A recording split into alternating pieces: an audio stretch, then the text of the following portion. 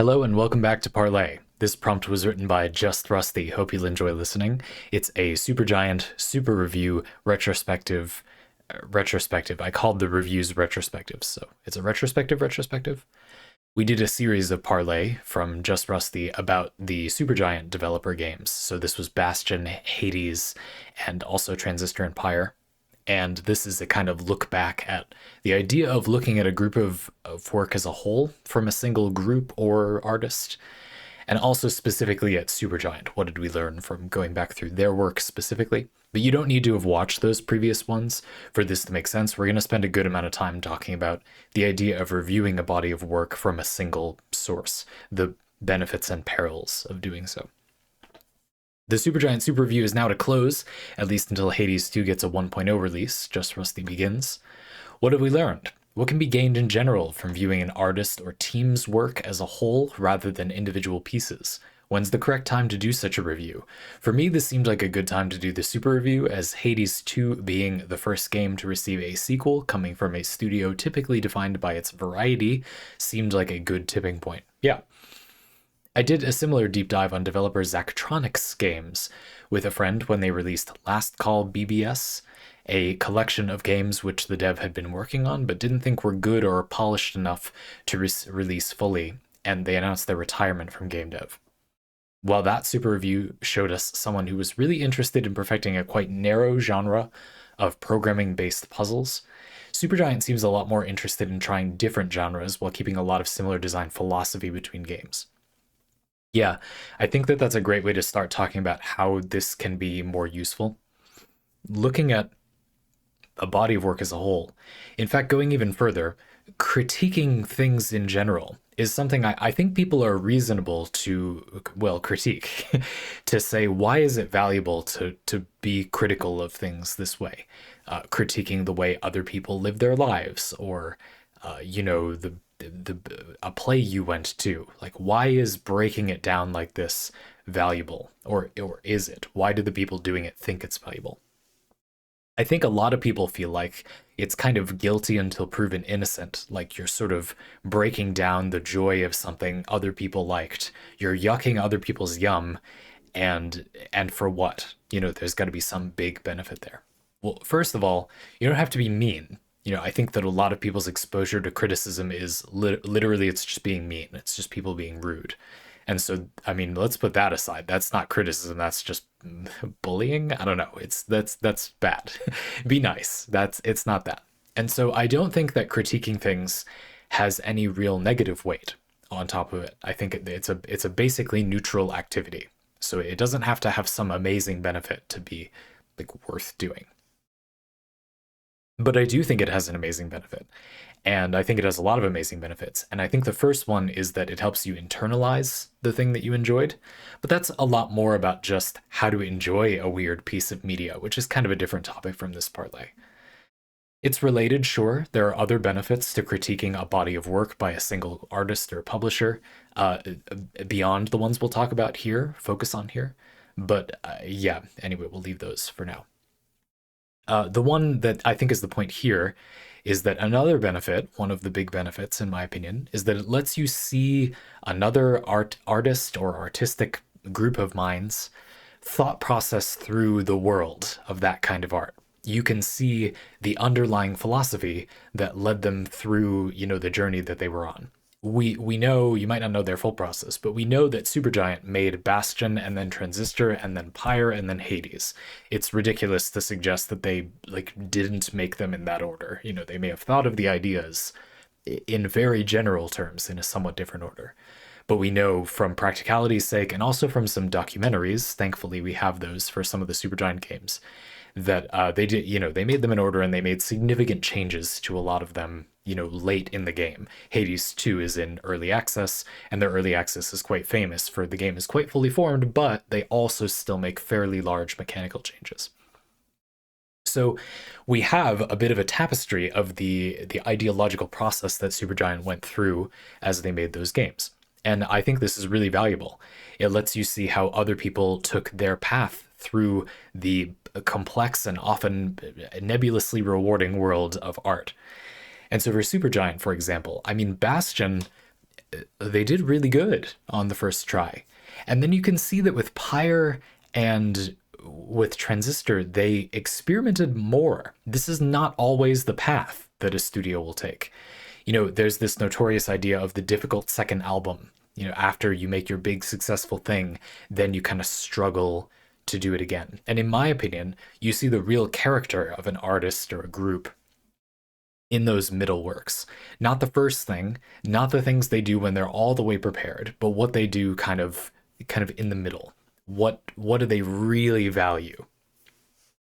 For example, in a lot of my videos, you can have fun critiquing this. Now, I've had to unlist a lot of much older videos because they're mucking with the algorithm situation with my new videos.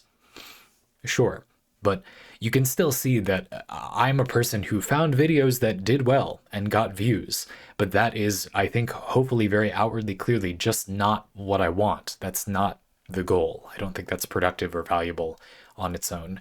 I want something that I feel like accomplishes my overall goals for my channel and is enjoyable for the core audience, for you folks, that also consistently, you know, finds a broader audience. And I was willing to really hunt for that. I mean, I must have made like a dozen or more entire series that I've then basically thrown out or recycled into something new, even though a good number of them did very well. Or, you know, I remixed them in some way because it's not them doing numbers that I want.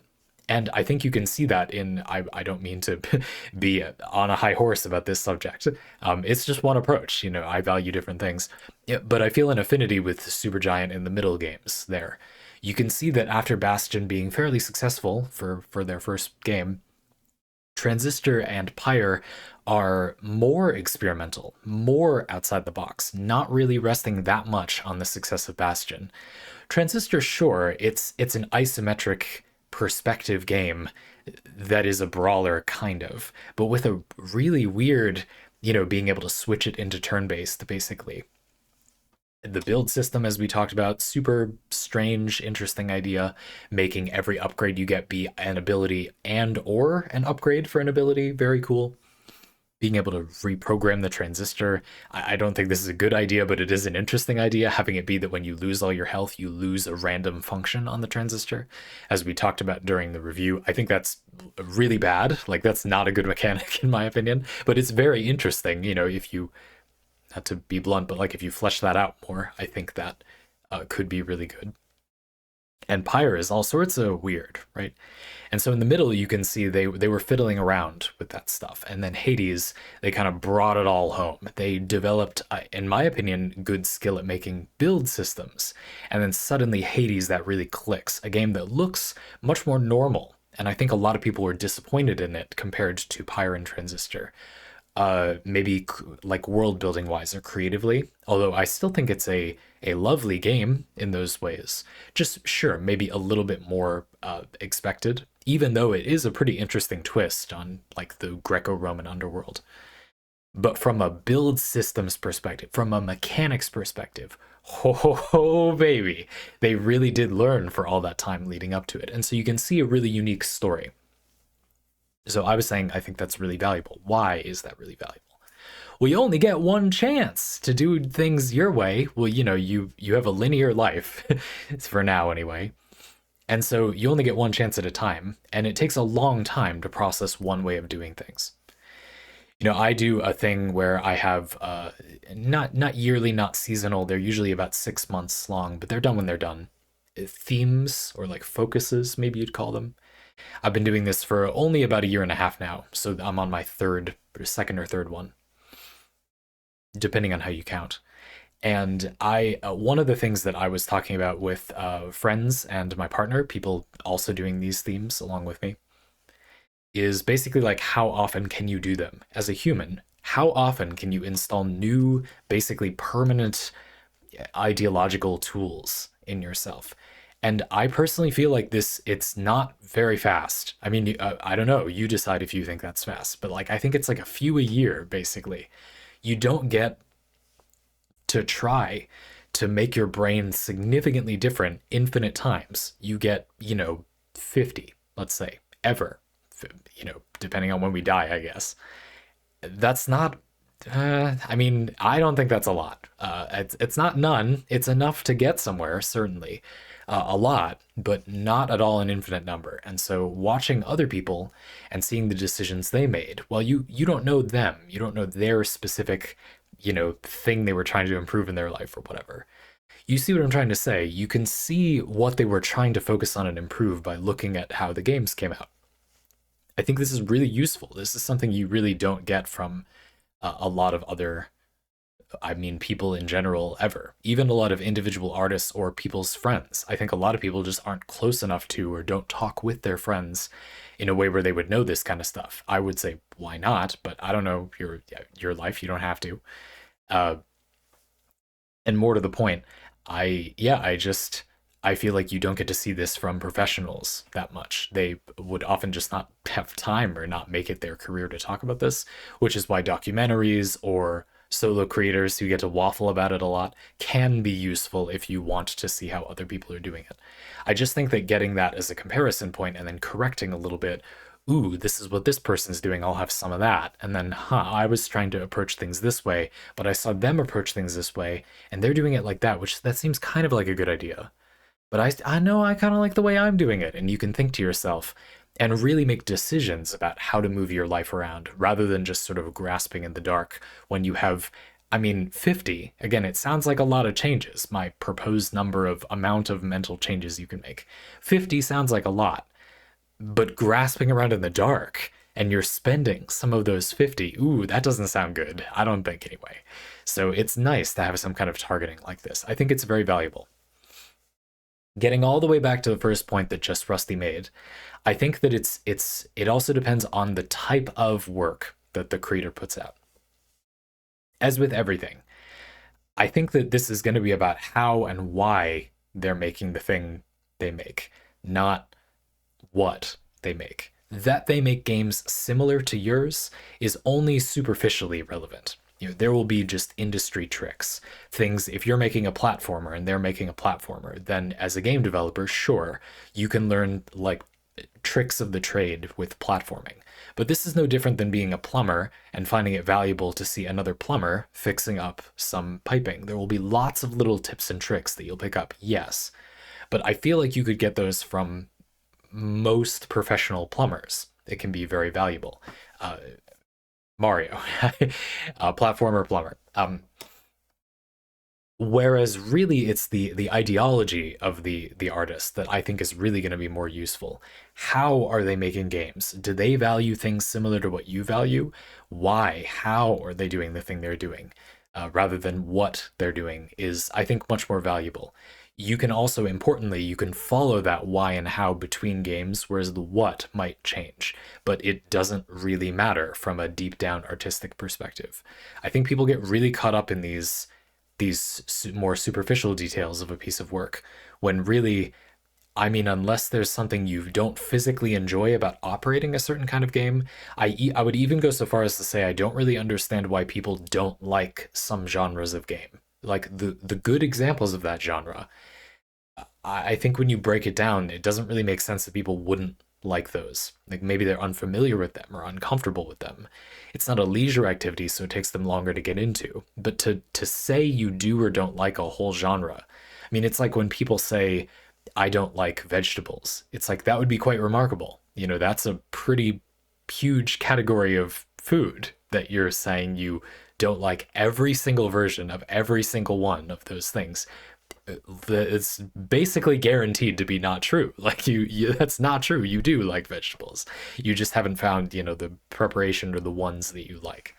And it's the same with video games. This is simply too broad of a medium for it to be the case that, all RPGs, maybe your definition of RPG is narrow enough that that could be true, that a specific meaning of RPG is, you don't like those. But a lot of the time, it's like anything, people who are saying they don't like it dislike versions of it that people who do like it agree are bad. And it's just that there are other better ones over here somewhere. And I think that that's true of particulars with anything, but certainly with game design. And so looking at an artist's body of work where you can focus on the why, a very ideologically united and consistent artist or group of artists, you get another benefit, which is that you can get past that superficial, exactly what did they make. I would argue it doesn't matter that much if you're trying to learn how to think, learn about thinking. And so, yes, I think that it's going to be more valuable to follow a body of work if the artist of the group is more of a why. And I think that this basically boils down to like which groups are those, right? It basically boils down to that it needs to be small, a small group or an individual. You could look at something like Ubisoft, more of a publisher but has studios, Ubisoft Montreal or whatever, and they've put out like a bunch of games, but they're a large studio with which means a significant amount of staff turnover, and they have a lot of incentives that don't really have anything to do with fun or video games, like financial incentives. Certainly, there are many things about those games that are artistic philosophy. There are, of course. It's almost impossible to make something like this and not have it have things that are artistic philosophy of some kind. But I think there are enough factors that determine enough of the things about the game that are enough unrelated to the thought process of the people and are enough just mandates from publishing that it's maybe not that valuable. You see what I mean? You would get more bang for your buck by most people get into an individual artist. I think smaller independent developer groups, Supergiant is like a dozen, a little bit, baker's dozen people, that's a good size. It's still sort of united whole. Certainly 2 or 3 people, a small indie game development team, that's definitely intimate enough that you could have a consistent design philosophy. And indeed, I think a lot of people do. This is easy to find. If you look up YouTube videos about indie developers talking about their development process, they often do work with a few other people, but they are well beyond the level of philosophically consistent that you could kind of get where they're coming from. I think it's fun to look at even developers who've only made like a few, like literally just 2 things, and you can already see a lot of things about style. When I was in college, I took a course on what they call digital humanities. This is basically analyzing literature text with programming, kind of with statistics, but with code. Textual analysis using programming code. And one of the things that was really surprising about doing that is how little text you needed, where the frequency of using articles like the and of and stuff like that, or commas or ellipses or whatever, how little text, how few books, if you will, from a given author you needed to confirm with extreme accuracy that that was them. Shakespeare maybe, or the works attributed to Shakespeare. That's a bad example. Let's say, who's an author that's written a lot, like Neil Gaiman, let's say. You put in maybe only a few Neil Gaiman works, and it was amazing to see how little you needed for it to be this exact, 0.2% of words being having a semicolon after them means it's a Neil Gaiman work. I don't know, something like that. It was amazing how reliably you could predict that with so little work. Patterns like this come out really fast, in my opinion. I think people are more particular than they think they are with these tiny details, or it's really just when I'm talking to you right now, the amount of particularities and information density of the thing we're doing right now is really, really high. How I'm saying the words, the pace at which I'm saying the words, my lung capacity, the way I'm inflecting each of the words, how often I pause, how long I pause for, how many words it is between each pause, the way I'm structuring the thoughts that I carry out, how many examples I give in a list of examples separated by commas, like these things, if you were to analyze it with voice and go beyond just text, you would need a paragraph of someone talking, and you'd be able to know almost exactly who it was if you had data on them. It's amazing how particular we are as... I'm not really doing an art just by talking to you, but you get it. Anyway, just to say that people really are quite particular when you dig into it like this. And these particularities can just be really fun. It can be interesting to speculate on why would you do it that way. As always, I feel like a good guiding principle that maybe a lot of you don't need to hear, but I think it's always worth bringing up, is that if you can't think of any reason why somebody would do something a way, there's just no reason it has to be that way.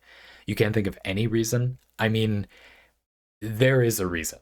Like, no offense, but it's pretty much always naive to, if you can't think of any reason why it is that way, try to make up a reason. It can be a bad reason, but imagine reasons why someone would do something away. I think that that makes it much more useful.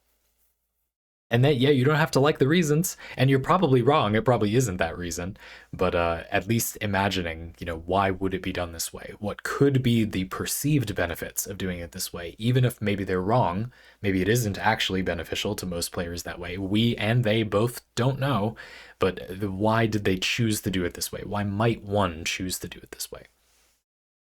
I find people are really sticky about that. People don't seem to want to do that. I've encountered with a lot of folks. I don't know why that is exactly.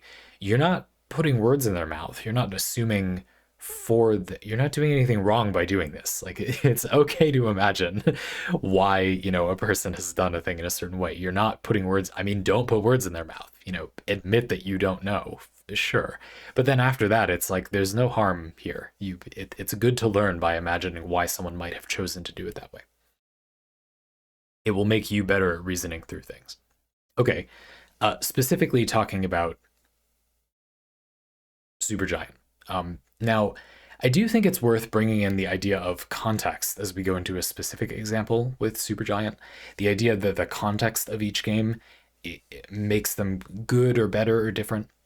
This is a pretty common idea that people will say, oh, well, maybe I said things similar in the Transistor and Pyre reviews to, maybe some people wouldn't have liked the gameplay itself.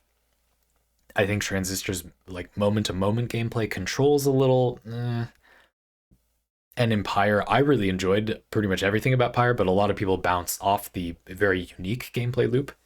I think it controls beautifully, but it's just weird. It's just again, I think people are caught up on those superficial game details. That's fine. It would be very good to not be. That's all I was trying to say before. But a lot of people were. So for those middle games, I've heard a lot of people, though, say, well, I liked them because they were the Supergiant games. It was fun to follow along with this developer. But how do we evaluate that as the game itself, though? Is Transistor then lifted up mechanically by having the context of being one of the Supergiant games? I'm gonna argue against the thing I've heard a lot of people say, which is to say mostly no. I would argue the mechanics, there is lag after your attacks. Objectively, there objectively is lag after each of your inputs. You can't, context can't remove the lag from your input. It's there. Now, it might not bother you, and that's not fake. It's not fake to enjoy something that has objective negative quality. I mean, the lag isn't objectively bad either, but I think a lot of people won't like it. It's not bad to enjoy something that has these objective, potentially negative qualities, but I just don't think it's fair to say that that is a quality of the piece of work, that that's a part of Transistor. You know what I mean? You might enjoy it because you have a lot of faith in Supergiant as an artist group, and I think it gets a lot of the artistic and creative stuff really right, and so then you might look past the laggy movement and attacks. It's like end frames. If you've played Transistor, you know what I'm talking about. When you do an attack, you can't move for quite a while. I think it feels clunky. Anyway, you could argue it's done for balance. I don't like it. I don't think it needs to be there. You could make the attacks weaker.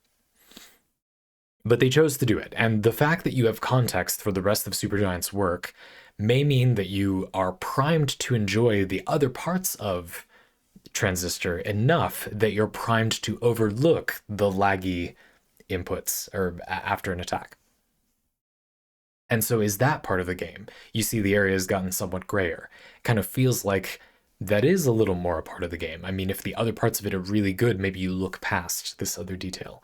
And it's not really for me to say that people should or shouldn't be such absolutists that literally every part of the game has to be above a certain level of quality, or you can't say it's good. I don't know. I mean, fine, it's reasonable. It would be good to be able to like games, even if they have some major flaws. But I often don't. I often feel I get stuck on, the kinesthetic feeling of the game is something I can't really get by. At the same time, I recall a complaint from a fellow patron on the Hades review where they talked about, in fact, let me just go find it. But the idea was that something about the enemies and the world design in Hades didn't click with them in a way that I kind of didn't notice. And more to the point, there was another thing where people didn't necessarily like having the story be intercut with the roguelike gameplay. And I did. And when we talked about that, I brought up this idea that it's tricky. Like, you could argue that it's doing something well that people could enjoy. You like the story and you like the gameplay. If that coincidence is met, then it's a good thing.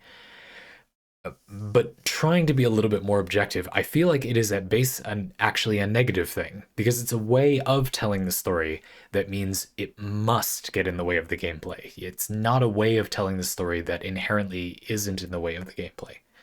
Bastion, for a counterexample, is basically all of their other games. I guess not Pyre, but Pyre's story is presented differently. Bastion, for example, narrates over combat and your actions. And so a lot of the dialogue, as you put it yourself, Just Rusty, Bastion gets away with a lot of expository dialogue or like whatever, just text in the game because it happens while you're playing. And so if you didn't like that text, you could, for example, literally mute it. You could you could just turn it off and it would objectively not be there in the game anymore, you know? You can't change Hades without mods in such a way that you do not get a pop-up every time you get a boon that is a dialogue interruption. You can't do that. I mean, you can spam clicking through it, sure, though doing that before, I have often accidentally picked a boon I didn't want. So I do think there's this thing to consider with the Supergiant games, sure, but with games in general, where we look at how, I guess, like context figures into them. And not just the game's context, the developer, the artist's context, but also your own context. Do you like these things in this game? And how much is that propping up something that is arguably just kind of bad? I have come around to agree with the opinion about Hades and its dialogue stuff. I think that doing it where there's a pop-up every time you get a boon is clunky and unnecessary. I think that you could do it toward the end of combat, and a lot of the time this would be a win-win because not only would it not slow down gameplay if you weren't interested in the dialogue, you'd get time to focus on the dialogue because a lot of fights in Hades end with an enemy in the corner that you need to go finish off, or, you know, the fighting is wound down, whatever. Or it could even just be while you walk over to the boon. The god starts talking to you right away. Your Olympian is already saying their thing. As you take your time, you can walk right over to the boon. They'll be done about the time you get to it, or not. You can explore the level, fish, mine, and they'll be talking while you do that. I feel like you could probably fit it in if you set your mind to it, and that some people will like the pacing the way it is now, but the people that like that pacing could play in a way where they kept it, whereas people who don't like that pacing, some of you who complained during the Hades review, well, you could avoid it. You know what I mean? It is objectively-ish in the way of the core gameplay. And the fact that I'm coming from a context where I just happen to like both, and so it doesn't really feel like it's in the way. Yeah, but is that really a strength? That's kind of something that's good, but it's a good thing about me. You know what I mean? I don't know. It's not even that good of a thing about me. It's just a coincidence. Just as another example, I scrolled back up. Um, the the thing that Mr. Food, it was Mr. Food saying this. You said Supergiant has always struggled with visual clarity in their games. I'm not sure if this is due to their art style or some kind of underlying issue. Pyre's fine due to the kind of game it is. Transistor allows you to pause the game, which gives you time to parse the information. Bastion never got challenging or punishing enough for it to become an issue, but I often have difficulty telling what is going on in Hades, especially during boss fights. And it's hard to know what to say about these things as a critic. Like, I think it's good to be aware that somebody felt that way. I this is not a judgment on that complaint from Parley Grandmaster Food, but I honestly just don't see that. Like, having played through the games, I have trouble acquiring the perspective where it would be like not necessarily where it would be unclear. There's a lot of stuff happening on the screen. I've even made a video about that.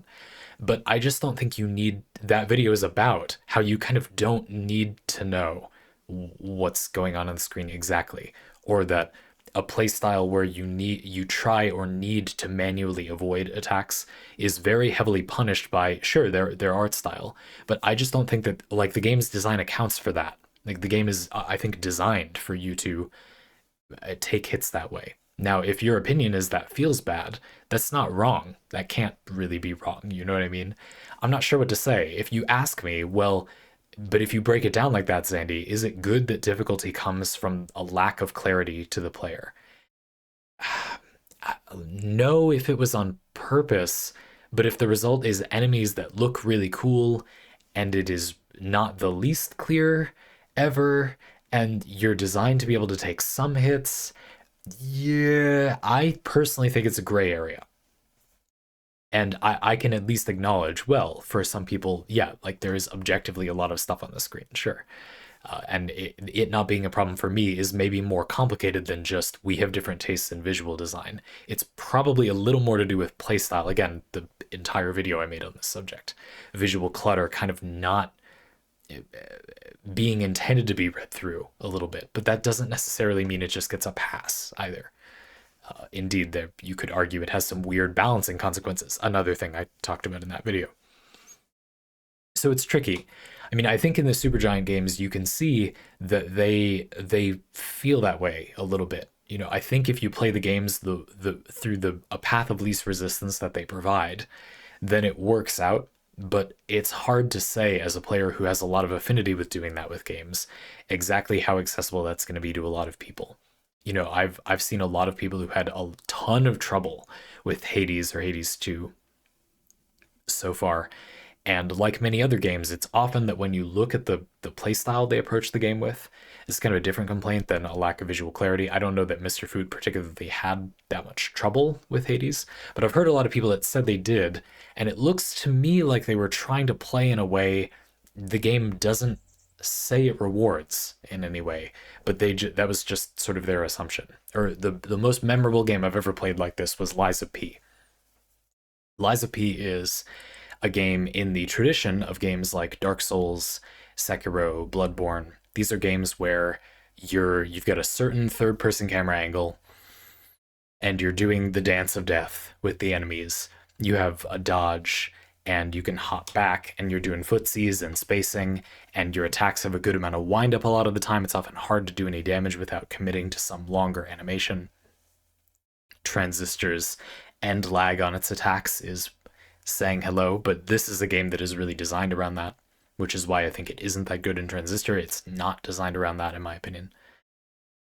And it also is a parry mechanic. Lies of P does. Now, because it has a lot of the trappings of those other games that people had played, many people that I saw, all the gameplay I've ever seen of anybody other than me playing Lies of P, they obsessively parried and blocked and dodged in melee range. But I didn't play so much of all those games, and two, I just didn't go in with that assumption. I'm here to dissect the game's design, so I tried a lot of tactics, and I'm looking at the build system too. It's not because I'm a superior person. I'm going in with a professional context that is encouraging me to try a lot of different things. Why would other people do that? It's not their fault, but I did. And you really, really don't need to parry. It is not efficient or easier to parry or dodge or play the game like Dark Souls. It is objectively very feasible to just like run away from or like backstep, jump back from a lot of attacks. There are a lot of times when I was able to make a build adjustment fairly easily that relatively trivialized an encounter that was quite difficult if you tried to brawl through them. Now, a lot of people might have some hangups preventing them from playing that way that they didn't say when they said they thought this boss was way too hard and kind of cheap. But if you were to say, oh, if you use the landmine Legion arm, then it's really easy, they would say, oh, no, but of course I can't do that because that's cheating. And it's like,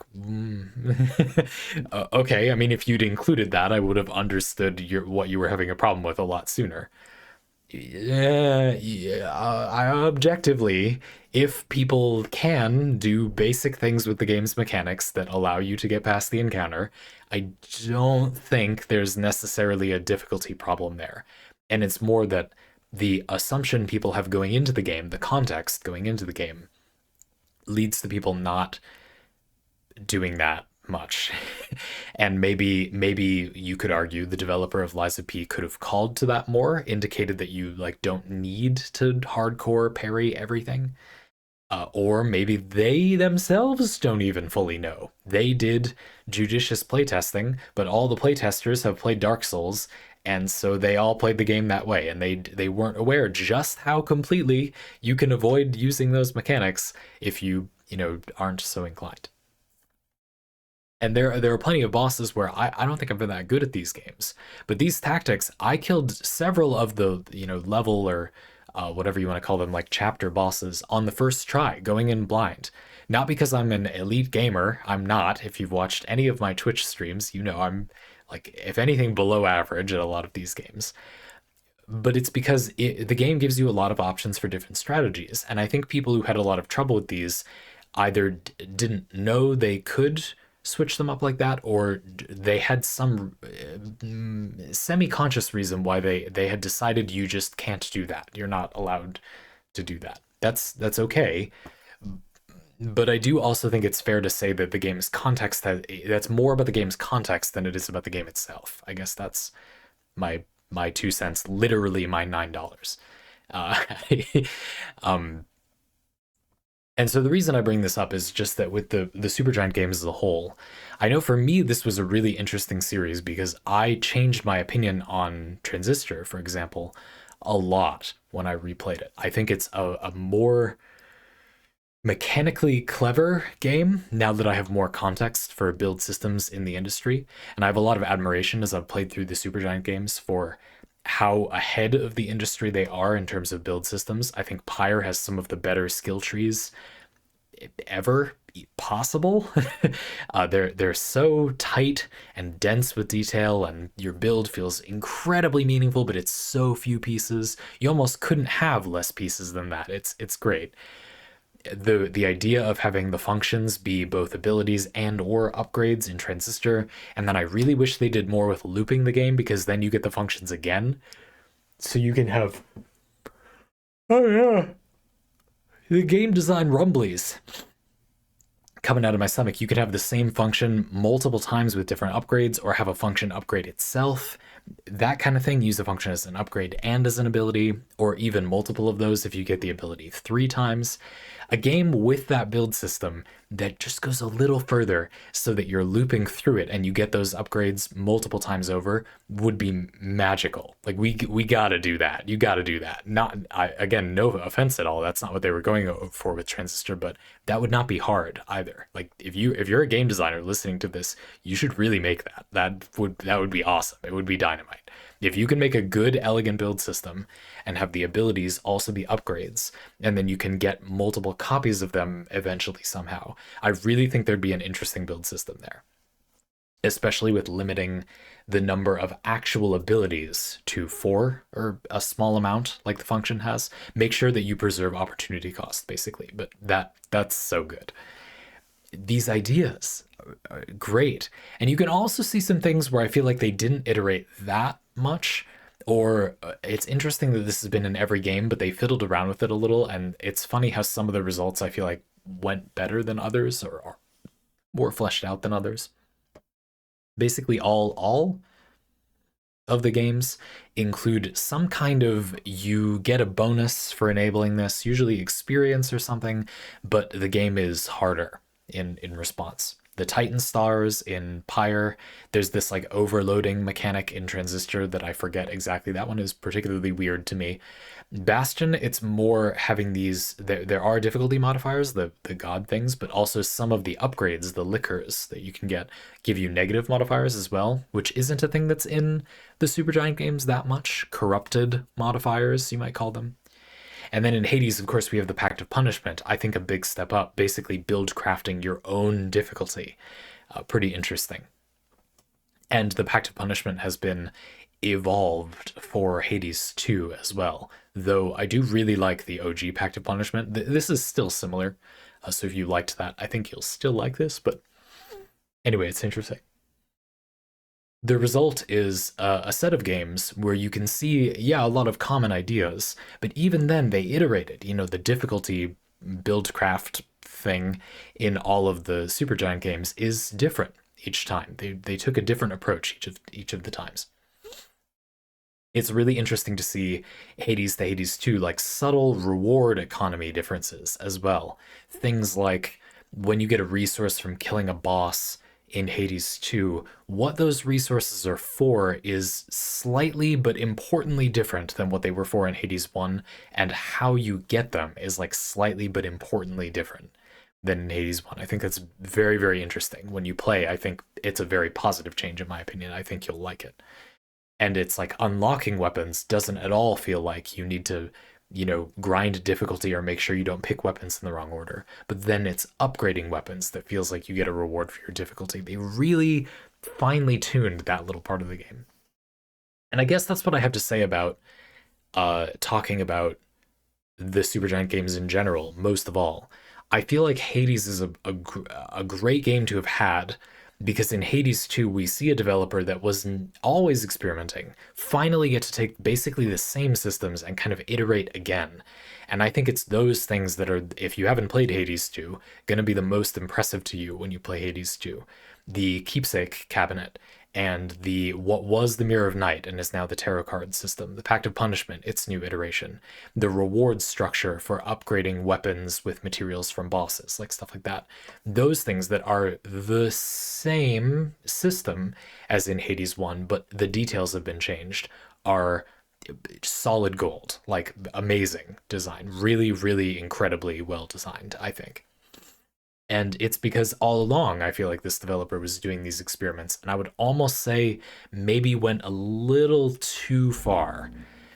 There are a lot of developers that I've followed along with their collection of games, and to be blunt, it can be kind of a bummer. Some of them, basically, the two games before the game that was their breakout hit are just like the exact same game, but they're worse versions of it than the game that became a big hit. And so there's no real point, from a game design perspective at least, in playing those other games, because they're, from a game design perspective, mechanically, they're largely inferior versions of the other one. They're not really trying to do their own thing. They're just trying to do this thing in different ways. But that's really good for learning. It's really good that the developer did that. I think what I at least learned from doing this is that when you look at Supergiant, you can see how that thing that I would have initially said, oh, make a variety of games. Yeah, but wouldn't it have been good if they had done kind of a follow-up to something or an iteration on something sooner? It would have felt like, oh, this is a retread a little bit. And that is what some people are saying about Hades and Hades 2. But it's so valuable that they did that too. Like, surely a mix would be better. Not going as whole hog into experimentation as they did, but also not going so off experimentation the way that other developers did. Finding another way to iterate on games quicker so that you don't have to like publish a game that is going to be an inferior version of something you make later, but not paralyzing yourself out of making a thing because you're worried about ruining the idea. I'm speaking from experience. I definitely am a creator where I have an idea and I think, oh, I can never do that because I'll ruin it. And it's like, okay, but you have to do it at some point or it's not a good idea because you didn't make anything out of it. So finding a good compromise is very important. And I think that Supergiant demonstrates a willingness to go try more new things rather than retreading on a level rarely seen in game design. And that's great. I am left thinking maybe a little more retreading would be good, I think, personally. Because so many of these games, it's like there's solid gold ideas in here, but then we never come back. And I mean, other people can make games, but you were so close. Like Transistor, for example. Damn it, you're so close. Like, if we just got a little bit more. Oh man, that's really frustrating. That's one of those games where it feels like if you could just go into the code and like tweak a few values and change how looping the game works and like not have cutscenes play when you loop the game, like something like that, Oh, that could be so good for such a small additional amount of work. Ah, anyway, but I mean, you could just make a game like that. Seriously, if you're a game developer, like, what are you even doing? Get out of here. Go away. For me, really, it's like, it's time to stop the parlay. I need to go make that game. Oh, that would be so good. And I think the turn thing is also really interesting, but just not that completely balanced. Credit where credit's due. It's no harm, no foul. Supergiant. I feel like this is a fairly new idea, and you did a great proof of concept, but I feel like turn is not that fleshed out in Transistor. So this is the thing where you can pause time and make it basically turn-based. Actions are worth amounts of your time stop, basically. And usually this is good for like burst damage, or you can get some distance from enemies, or hit a bunch of spread out targets. Whereas normally you can just brawl and spam your abilities when you're not in turn. But I feel like the way that they designed combat around that wasn't that good compared to, I think we could eventually do much better if we kept iterating on that idea. A lot of enemies will kind of get in your face, so you sort of have to use turn to get away. And I think that this makes it less, it's more of like a you have to use this now and again rather than a mode that combat goes into sometimes. The game usually just tells you indirectly when you need to use turn, and I think it could be better than that. I would get even more aggressive and say, what about a game where you can pick for the whole combat loop to be turn-based, like, or in real time, but then you have the option to switch back and forth. You fix that problem with turn-based combat, where toward the end it gets really slow as you grind through the last few enemies. Switch off turn-based mode and just kill them. Just walk over and kill them. Delightful. Or when you're brawling through enemies and there's just a pile up and it becomes too much visual noise. Mr. Foots, complaint about the visual clarity in Hades. Just hit turn and re-get your bearings. Could be great. But I think the combat needs to be balanced a little bit more aggressively for both halves to work fine on their own, which I feel like it didn't. I feel like you kind of need both. And that's fine. That's one approach. I just personally feel like there's a lot more potential if you push further on that. Just reading the end of Lord Rusty's thing to make sure that we get everything. You said, I think a lot has been discussed by others about Supergiant's commitment to world building by vibe for each game, rather than having a lot of in-depth lore with a very clear soundtrack, art, and voice direction, all working in one direction. What do you think we've learned as a whole about Buildcraft from their work? I think there's a lot to be said for their ability to get a lot of crunch out of a few choices. Even Hades, which is their most complex title, has relatively few slots for build options compared to other roguelikes. This being something you've discussed before, is there anything else to learn here? I actually have a parlay for next month, partially in the can, about difficulty modifiers. So while the signature opt-in modifiers of difficulty have been something the studio keeps coming back to, there will be time to discuss further in depth next month. Yep, definitely a signature of theirs. I already talked about a lot of this, but I wanted to get back to the build systems thing. Certainly, we already covered it a lot. But to summarize, that's all I really have to say, I guess. It's the opportunity cost thing. They've really got that down. This understanding that limiting the player's space and reining in the amount of choices they get to make can make things both less overwhelming and also the choices become more meaningful. I feel like they really understand the deeper thing about opportunity cost, where you understand what the player will be choosing between. I talked about this a lot with Pyre. There are 2 skill trees with 2 tier 2 things and then a tier 3 thing. And you need a tier 1 thing to get a tier 2 thing. You need tier 2 to get tier 3. So they are skill trees, but they're very, very small. And you get 4 points, just 4. You get a whole tree.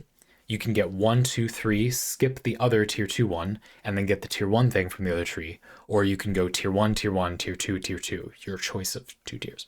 And they very carefully calibrated it so that at each step through those trees, they kind of know what you're choosing between. A lot of those choices, it feels like they're right there with you, and they know this choice is going to be compelling because we made it like this or that, or you're going to want both of these, but that's really hard to get. You know, you have to sacrifice getting a tier 3 perk, for example. It's great. That awareness, I think, is the extra step that is kind of missing from a lot of games build systems, or reining in the amount of choices. We talked in God of Weapons about this idea that you unlock more different options for the loot pool, but this makes the loot pool balloon. And while it does seem like God of Weapons in the background biases you for certain pieces of loot rather than others. I think this is a very incomplete solution. Hades, meanwhile, in the background, just limits your run to 4 Olympians, unless you use a keepsake to force others in. And this is so quiet. A lot of people don't even know that, having played through Hades, but it's just there in the background, making sure things are reined in just the right amount. They really know what they're doing with this. I feel like they will have gotten practically no feedback about this over the course of the development time. They just on their own know this is a useful thing to do. Now, my entire career is talking about these systems. So yeah, it's obvious to me, sure, but because I think about this all the time, I can tell you basically no games rein that kind of stuff in. It's okay if they're not targeting that kind of fulfillment, but I think a good amount of them are, and they just haven't gotten there yet. This is okay, but it's a shame. Reining in that potential scope of upgrades you can get is a huge thing that you can do to awaken a game's complexity, and a lot of games just, I don't really see why you wouldn't, but they don't do it.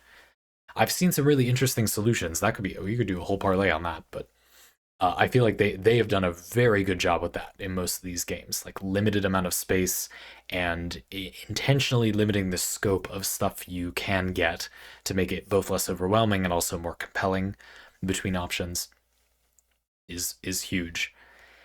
And then also, I guess, just thinking through, like, having interesting ideas for systems. Like, I think that having the limited slots, like in Transistor, that's one thing. And then in Hades, we see a really interesting evolution of that. Core boon slots. You can only have one boon that directly modifies your attack, your special, your cast. But you can get lots more boons, just not that directly modify your attack, your special, your cast. In Hades 2, I have seen them go a little bit off of that, but I personally feel like it's still reined in enough that there's a limiting factor there. You can often get like multiple boons that rather directly affect your stuff, but usually only one that will apply like a status effect, for example, or a key effect.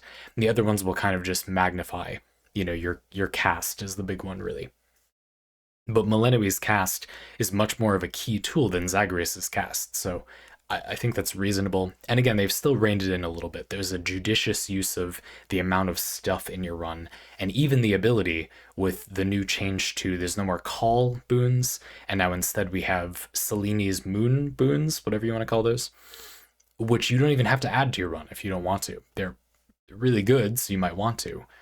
But the game even lets you remove an entire build system if you want to do that. I think this is a really good thing to do, having there be limitations like that, so the player can focus on an individual piece, but the game is still open-ended and lets you build around different parts of your kit. It's just great. Like that's really good. So is there anything else to learn here? I mean, a lot. And I guess as a big takeaway, I do feel like I wish I'd seen some of these games iterated more. I feel like there was stuff worth coming back to. It feels like a shame because a lot of these ideas, they were, if not the first person doing it, definitely I can't think of a lot of games using systems like transistors, upgrades or abilities can be upgrades or abilities, and then pyres, a lot of things really, the skill tree thing, the thing that happens when you win or lose the basketball tournament.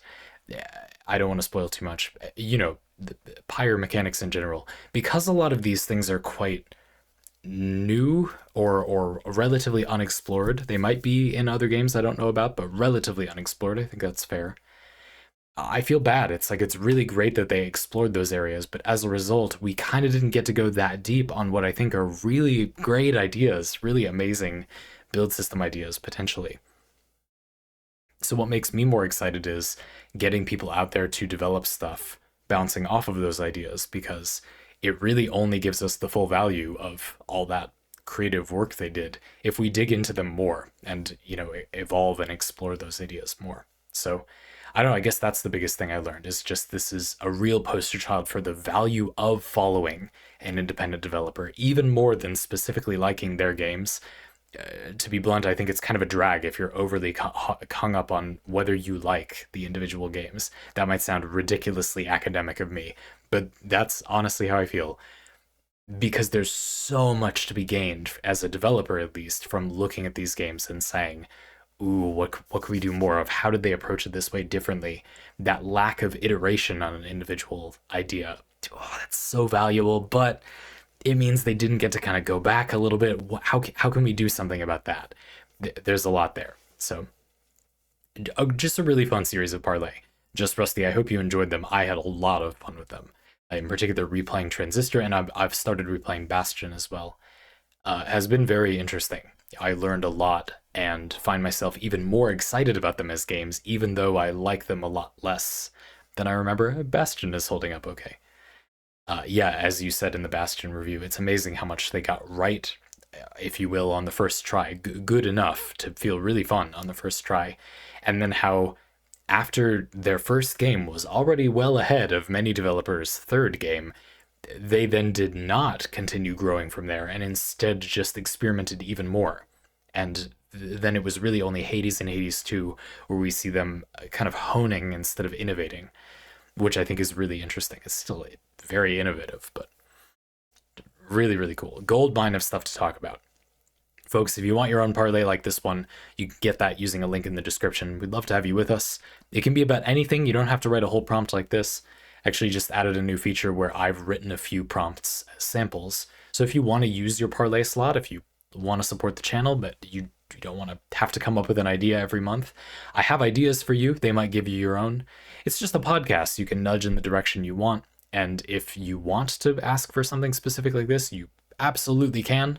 If you don't, you don't have to pay to have an idea. I have plenty, more than enough stuff to do 30 Parley every day of the month, every month until I die. So if you want them, and you just want to pick which one of those things you want covered, you can do that too. But I have to say we have no shortage of great Parley ideas from all of you as well. Looking forward to the next one, Just Rusty. See you next time.